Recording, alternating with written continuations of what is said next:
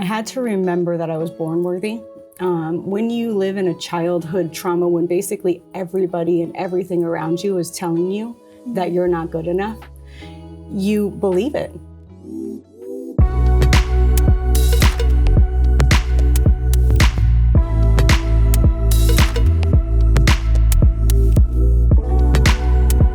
Welcome to Tapping In, where we explore our connection to that cosmic universal guidance. I'm your host, Marisa Grieco, and today's guest is Barbie Moreno. She is going to be sharing how she transformed old wounds into wisdom. She's going to share about her childhood trauma and how she now helps people to find that healing energy within themselves. I can't wait for you guys to hear all about this fabulous woman's stories. Welcome, Barbie. Thank you for having me. I'm so happy you're here. Me too. Long time. I know. We're not going to say how long, but it's been a minute or two. It's been a minute. So I wanted you to share the lessons from your trauma that now guide you in supporting others in their journey. So the first thing was I had to realize I was worthy, right? I had to remember that I was born worthy. When you live in a childhood trauma, when basically everybody and everything around you is telling you that you're not good enough, you believe it. And then you go through your whole life, like I was an overachiever, right? So I went through my whole life just proving I was worthy to everybody. I had to be, straight A's. I wanted to be on, graduate in honors. I wanted to be the top of my corporate world. And even though I was succeeding, it didn't feel like I was succeeding. It felt like inside, like I was just constantly behind everybody because I was trying to prove my worth. So when I really had to shift, I had to figure out I was worthy of that shift, that I was worthy of being happy and that I was worthy of having a good life. That is so beautiful and so important. I think that resonates so deeply with all of us. Yeah. Right? So then how did you transform, feeling sad and feeling unworthy? Because that resonates, again, within everybody. How do you start to switch it when you feel that energy come up throughout the day? How do all of a sudden you go from, wait, I recognize this feeling and I no longer want to believe it, nor do I believe it. What's the medicine there? Like, was there some kind of tip or technique you started to do for yourself to get you out of that headspace? I started taking care of myself. So when you don't think that you're worthy, your daily rituals revolve around pleasing other people. And so once I figured out, I actually am worthy. And I figured that out many different ways. But one key moment was I was watching my son, who's going on 11 now. But back then he was little and he just moved through the world with the confidence of knowing that the world was made for him, that everything was, he was worthy of everything. And I thought, wow, that must be nice, right? And so I looked at him and I was like, how come I don't feel that way? And I remembered it's because of all of the experience that I had and what happened to me. So I decided to play like he plays. And so I used the world of play to change. My kind of play is a little bit different than his. He likes Legos. My kind of play was like, what can I do that like reunites me with like what I've always known, that there's like a higher self, that there is an intuition inside of me, something that I can trust. Even as a little kid, I knew what I was being told by like the Catholic Church wasn't exactly what resonated with me. So I wanted to touch into that. And I found people like me that we could move our vibration into a higher place, you being one of them. And so I started doing activities that brought me to a place of peace and happiness. Things like meditation, things like circles of people where we can talk and chat and I can find out like I'm not the only one who's like this. This is a great... That feels so nice. Right? Yeah, like when you find your people. Yeah, because it just makes you feel exactly like it's not just me and it's okay. And then we can also brainstorm like what process do you use? How do you feel better? Well, and it's like your show, right? Like, so tapping in, like, how do we all connect? Right. And so for me, connection had to come from self-love, self-compassion. I picked up yoga, not because I want to do yoga, but because I knew I had to do something for my body that allowed me to connect to it. And aerobics and things like that, they were high energy, but I never really connected to my body. I still meditate daily. Meditation is a big deal for me, even if it's only for 20 minutes, because it's my time. So I close my door, I lock it, and everybody in my house knows when that door is closed and it's locked, do not knock on it, do not bother me, because that's my time. And it doesn't have to be an hour. Yeah. Doesn't that feel good? Like I remember at the very beginning when you used to think of meditation, like somebody brought it up in a class. It was always like torture, like, oh my God, like you want me to meditate? It's like when you go back in grade school or kindergarten and they wanted you to take a nap and you're like, no, I don't want a nap. Yeah. And now you're just like, excuse me, everyone. Yes. I need to go meditate. Yeah. And meditation has this whole new meaning, right? It's like me connecting to me. Exactly. It is. And I think like the disconnect there is that everybody thinks it has to look like something. And so like what I tell people is it looks like whatever it is you need.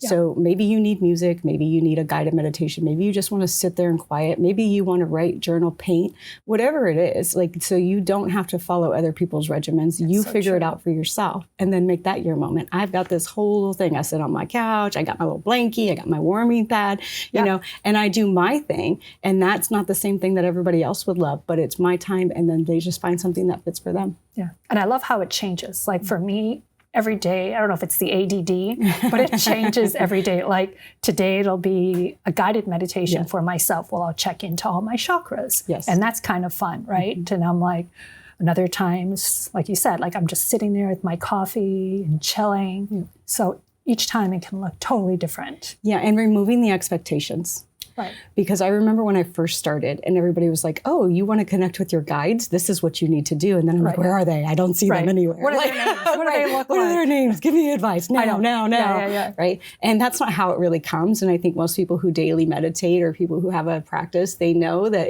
information comes throughout the day. It doesn't just come during meditation. And once you learn to trust it and you know that it's always there for you, you can tap in anytime. Yes. I think what I love about it too is it gives me that ground zero. It gives me that reset point, which I never had before, right? When somebody says to you, relax, or, you know what I mean, don't be so stressed, you'd be like, well, I don't know anything else, right? This is who I am. But by meditation, I now have a space that goes, oh, it's my inner quiet. It's my inner calm. It's my reset. And it feels so good. And it also reminds me, I bring in more light into my body. Like that's my key. So it reminds me how I am everything. Yeah. I am everything. I am no one. I am whole. And now be present and start your day again. Yeah. And like, I think a lot of people don't understand. It's like a biological thing too, right? So when you're overwhelmed, your amygdala goes into overdrive, which is basically your body's alarm system, right? And your prefrontal cortex shuts down, which is basically your rational decision making. So meditation resets that. So we're making decisions based on our brain not working correctly. And when you take the time for yourself to take care of yourself, knowing that you're worthy, you actually reset the chemistry in your brain. That's the best. That's so Joe Dispenza. I know. I love him. I'm always listening to his videos too, right? Where I'm just like, yeah, what's my body addicted to? What are the chemicals I'm addicted to? Yeah. What brainwave am I in right now? And stress. You can be addicted to stress. Yes. Right? Yeah. Oh, I think a lot of people are because stress always makes me feel like I'm doing something. Yeah. Like, don't talk to me right now. I'm doing something. Yes. And meanwhile, though, I feel more like a deer caught in the headlights. Yeah. Like I'm so stressed where I'm just like frozen in time. And again, it helps you to detox, right? I'm like, wait, why am I feeling this? And this isn't even me. Right. This isn't helping me. Yeah. And it just stops my entire life, right? It's like nobody can talk to me. Yeah, and I like the way that like you can use it anytime. So like, for example, yesterday I was driving and I pulled into my driveway. Sorry, husband. But he always parks so I can't get my car perfectly in with enough room. And I pulled in and I was like, again, why does he just not know how to pull over to the side? Why can men not just learn how to drive already? And so I was so mad. And I was like going into the house and I was about to tell him how he doesn't know how to park. Right. And then I shot myself over to my office, sat down in my meditation spot for 20 minutes. You're and lucky. then by the time like I gave myself that 20 minutes, I was like, he's not doing it on purpose. Right. He's also not purposely moving his butt over. Right. He's not doing it on purpose. And so I didn't create a relationship problem with him and I, whereas when I didn't have these practices, everything felt personal. And so this was a great way for me to heal my marriage as well. Yeah, that's so beautiful because we're trained, again, like so reactive. Yes. Like I remember in my body too, it was so like, if they did something wrong, I felt so like I had one up. Like, I just want you to know that star that was next to your name, boom, out of here. You're off my list. Off my list. And you have to do a lot to get back on it, right? Yeah. No. What now helps me too is I'll say to myself, is this going to bring more love into my relationship? Right? Or am I just, again, reacting to an old program? Because if you're used to relationships always having conflict, and that's what my body's, the chemistry in my body's addicted to, then I keep creating it. But I'm like, doing the work of Abraham Hicks now. Yes. It's that thing. I'm like, why do you want to create that momentum? Right. It's not going to help the relationship, like you said. And then I have to get us all out of it. And then what am I attracting if I create this chaos? All because I didn't give myself because you were right and he was wrong. Always. No. But the thing is, what you're talking about is very important, the programming. Because I think a lot of us don't realize how we are programmed. And so that's part of healing, is realizing that most of the things that we're doing that's creating chaos in our life and stress in our life is programming. And so we have to learn and catch ourselves in those moments, and then forgive ourselves when we don't catch ourselves, and then apologize when we, yell at people who don't need to be yelled at or whatever the case may be. Yeah, constant. But you know what? And then it makes them feel validated. Right. Because when you treat others in a way that's disrespectful, it's no different than when people were disrespectful to you. It teaches them that they're not valuable as well. And you don't want to do that with somebody that you love. God, we've become so wise. I know. It's because we're old. Like, sorry. I can actually see the timeline now, right? Where it's just like, oh, here I go. I'm reacting. Can I bring it in? Yes. And recenter, and how do I do that? How do I repair this? Or sometimes you'll see yourself make that mistake and see the consequences of it, right? And I'm just like, okay, you can take this road, or you can take the unknown, which is like love, forgiveness, unfamiliar. What is all this good feeling? Yeah. But you were talking about Abraham Hicks, and it accumulates. So when you do make those steps, it becomes easier and easier, and then the love accumulates, and then all of a sudden, maybe a relationship that had stress in it doesn't have stress in it anymore, and you're just like, oh, I actually like this relationship. Maybe we were on the outs and we were considering separating, or maybe I was not going to be friends with that person anymore, and it was always their fault. And then I took accountability, and I stepped into love, and I reminded myself that we're all from love. Right. And that they're programming as well, right? Because we remember we are our programming, but we have to remember everybody is just their own programming. We're all looking through our own filters. And the universe always gives you a mirror. So do you notice that anytime you're acting a certain way, you get somebody who acts like that? Yes. I love that. And that's happening a lot faster now. Yes. And that's what I tell my kids too, when they feel, say, left out at school, or I feel hurt by what somebody else did. Yes. And I'll just be like, well, I kind of did that. Exactly. And I didn't mean to do that, but now I know how they felt, and that's not cool. Yeah. But again, if you take it from the approach, because sometimes this new age work can make us feel bad as well, right? Because you realize all the mistakes we do as humans. Yes. To have that inner cheerleader and to have that nurturing voice, like, I am always learning and growing. I'm always expanding. I am eternal. And also reminding yourself that we live in that 3-dimensional world. And we only learn through the contrast. Exactly. Because when we meditate, we go so high up. Now we're in that space, again, of oneness, where I'm not connected to the emotions of the human body, right? It's like here, it's like we get that goddess view of everything. And I'm like, okay, so how do I bring this energy and pull it into the 3rd dimension and have it be all around me? So now when I talk to my family or my friends or coworkers, how do I speak from this space as opposed to the reactive 3rd-dimensional space? Yeah. And I think that when you remember that, again, we're all human, we all make mistakes, and you come from a place of forgiveness and love. Forgiveness is a big thing. When you have people in your childhood who beat you, your molestation, whatever the case may be, it's very hard to forgive those people because you're like, they're not worthy of my forgiveness. But when you hold on to stuff, the only person who gets hurt is you. And so you deserve forgiveness. Forget them. You deserve forgiveness. And that's the worthiness, right? I'm worthy. So I'm going to let that go. I'm going to know that they come from pain. Yes. And that's why they did that. That's their programming. And I'm going to let it go. Yeah. And it almost feels like a big rock in your stomach too, or in your energy field when you're holding other people's pain. Right. And again, through meditation or being more self-aware, you could start to scan your body and go, oh, why am I still holding on to this? I'm just going to cut it off or brush it off and send it love because it's hurting me. I'm getting rid of the poison. It is. I no longer need this poison. I no longer need this addiction. And I no longer need this program to tell me who I'm not. Exactly. I'm like, stop telling me I'm unworthy. Right. Stop telling me I can't do something. Stop telling me I have to be perfect in order to be loved. And this might be controversial, but this is actually why I really like things like ayahuasca, ketamine. Not in this place. I am pro sacred medicine. Right, because what happens is it bypasses all of our ingrained information. And don't you always feel like it's a place of love that you go? Oh, always. No matter the journey, sometimes it's hell getting there. Yeah, I always love the journey. Right, but it's just always a place of love. And so obviously everybody has their own path. But I'm for that if that works for people, because sometimes it's very hard to break through our patterns. Oh, and those things really, really, like every single time I've ever done anything like that, I just come back and go, oh, everything's love. Yeah, I'm back. Yeah, I'm back. Yeah. And anytime I meet someone that's very uptight and stuck, you're like, go do some raveled in old programs, I'm like, obviously they've never done drugs. Right, exactly, right. Are you anti-drugs? Obviously, yeah. Go drink your coffee. Yeah. Go Come back to me when you've done something. Exactly. No, because you could see they're so wrapped up, like their programs are around them like wrapping paper. Yeah. And their filters, that's all they can see. That's all they want to see, which is fine.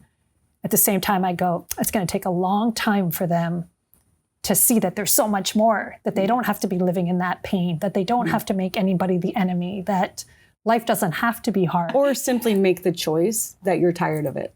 Right. Right. Really, that's the thing, is that whatever way you do it, whether it's through meditation, it's through exercise, it's through, various different forms of plant medicine, whatever it is, it's making the choice that I don't want to live this way anymore. I'm not a victim. Right. Everything that happened to me for a reason. I love who I am. And I would never be who I am without all of that. Yeah. Yeah. I saw a post today. I'm going to totally misquote this because that's what I do. But somebody had done a video and she basically said, I've been thousands of women in the past, and I'd like to bring each one of them like flowers and honey, because each one of them has helped me become the woman I am today. Right. Okay, I totally, if she's listening right now, she's like, you messed that up. I didn't say that at all. She's like, I didn't say honey for sure. No. There was no flower or honey. But I thought, that's so beautiful. Like just loving who we were in the past. Getting all choked up. I know. No, but loving who I was in the past so that I can appreciate who I've become today. Yeah. And forgiving that person. Because when you know better, Maya Angelou, when you know better, you do better. Right? And so you didn't know better. Right. And that's okay. And that was my limitation. And now, each time, I'm like, you bring in new information. How could you be mad at yourself for not knowing? And it goes back to the people that we feel like hurt us or abused us. I kind of smile now because I'm like, oh, you were just trapped in this filter. And the filter was all your stories, all your programming. And it's basically, if they're looking through a red filter, I'm on the other side of that. They're just telling me how they're feeling. And if you can start to see that in life and not take it personally, it's like, oh, I'm so free. Yeah. And then I can love that person unconditionally because I feel sorry for them. Right. Right. Like, oh, you must be in so much pain to be acting that way. Right. Exactly. When you find that you're trapped in a particular character or self from your past, what's another way that you get yourself out of it? Breathwork. I love breathwork. Really, and anybody can do this. I teach this to the children that I do yoga with, is that you just sit down and breathe, because it resets your biology, right? So this is a scientific thing. It resets all the thoughts that are going on in your head. And so just breathing, and find something that works easily, that you can do in a minute, that you don't have to think about, right? So whether, I love box breathing, where you breathe in for 4, hold for 4, breathe out for 4, hold for 4, because it resets everything, and you can do it anywhere. You can sit in your car, you can sit there and do it. Nobody knows. You're in a meeting and everybody's acting like a jackass. You can just sit there and breathe. Excuse me, I'm doing my box breathing. They ask you a question, you're like, still breathing. 1, 2, 3, 4, I lost my count. I lost my count. Yeah. Exactly. But yeah, that's a good one. Yeah, I love it. I love breath work. I think that that's just something very easy that anybody could do. Have you tried the other one too, where your in-breath is shorter than your long breath, and that's supposed to help you snap out of anxiety really quick? Yep, I do that with my clients. It's funny, I do the same thing with my lips. Make sure, I have to distract myself. I have to make my breathing more interesting than my thoughts. So anytime somebody that's like, oh, I can't do the breathing, I'm just like, just breathe. Make your breathing louder than your thoughts. So you quiet it all down. And it's true, so the one where you breathe in for, shorter than you breathe out, I do that with my clients all the time. That's how we start, because it changes the way your brain works. Yeah, brings you guys in sync, and then now you can work easier together. Exactly. Well, thank you so much, Barbie. That's so much great information. I'm so happy you came on the show today. Me too. Appreciate you. Mwah.